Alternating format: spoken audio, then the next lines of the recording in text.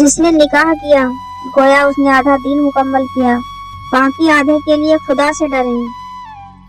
तमाम हलाल चीजों में सबसे नापसंदीदा अमल तलाक है। अल्लाह को मियाँ बीवी की जुदाई कतई पसंद नहीं। शौहर जैसी अजीम नेमत छिन जाने पर औरत को चाहिए कि इद्दत गुजारे, क्योंकि ये दिन उसके गम के हैं। तमाम औरतों में सबसे अच्छी औरत और बेहतर वो है जिससे उसका शौहर राजी रहे। जो औरतें अपने माँ बाप को चाहती हैं, काश वो उनका कहना भी मान लें और शौहर से जुआ दराजी ना करें तो रिश्तेदारी में बिगाड़ ना आए। हर बीवी अपने शौहर की अमानत है, लिहाजा औरतें अपने जान और इज्जत आबरू की हिफाजत करें। यकीनन तुम्हारे लिए रसूल सल्लल्लाहु अलैहि वसल्लम की जिंदगी में बेहतरीन अमली नमूना है। अपना रहनुमा अल्लाह के रसूल को बनाओ, टिकटॉक को नहीं।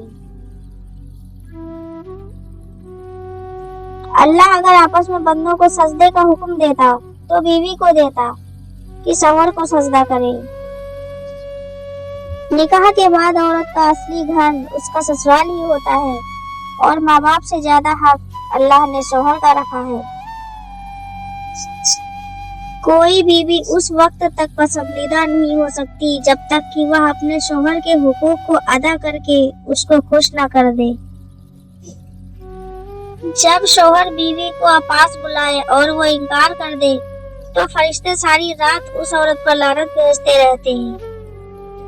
रसूल अल्लाह सल्लल्लाहु अलैहि वसल्लम ने इरशाद फरमाया, कयामत के दिन अल्लाह की नजरों में सबसे बदबख्त इंसान वह होगा जो मियाँ बीवी के आपसी राज को दूसरों के सामने बयान करे। आदमी अगर दीनदार हो जाए तो दीन घर की दहलीज तक पहुँचता है, और अगर घर की औरत दीनदार हो जाए तो दीन नस्लों तक पहुँचता है। अच्छा शौहर पाकर भी शिकायत करना कि शौहर अच्छा नहीं है, ये अल्लाह की अता करदा नेमत में शिकायत करना है।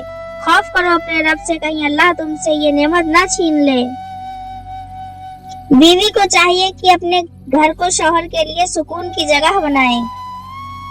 शैतान सबसे ज्यादा खुश तब होता है जब मियाँ और बीवी में जुदाई पैदा कर देता है, और इस जुदाई डालने वाले और उस सबब को शैतान से ताबीर दी गई है। बेशक माँ बाप का ओहदा बहुत बड़ा है, लेकिन शौहर से कम है। अगर माँ बाप और शौहर एक साथ पानी मंगाए तो औरत पर वाजिब है कि पहले शौहर को पिलाए। खुशनसीब है वो औरत जो शौहर की इज्जत और खुशी में अपनी खुशी समझे और शौहर की नाराजगी में अपनी नाराजगी समझे। जो मियाँ बीवी के बीच दरार डाले, उस दरार डालने वाले सबब को अपने परिवार से दूर रखें। इसने कई घर तबाह किए हैं। रिश्तों के टूटने की सबसे बड़ी वजह जहालत और इल्म से दूरी है। रिश्ते बड़े नहीं होते, उन्हें संभालने और सहेजने वाले बड़े होते हैं। औरत को चाहिए कि अपने शौहर को राजी रखे और उसकी इताअत करे जायज कामों में, क्योंकि इसी में औरत की भलाई है। जिस औरत से उसका शौहर नाराज हो तो उस औरत की ना नमाज कबूल होती है और ना ही कोई नेकी कबूल होती है। शादी लंबी चलाने के लिए ये बहुत जरूरी है कि औरत खुद को शौहर से थोड़ा कम समझदार चले। इस रूहे जमीन में सबसे पहला रिश्ता माँ बाप का नहीं बल्कि मियाँ और बीवी यानी आदम और हव्वा का था।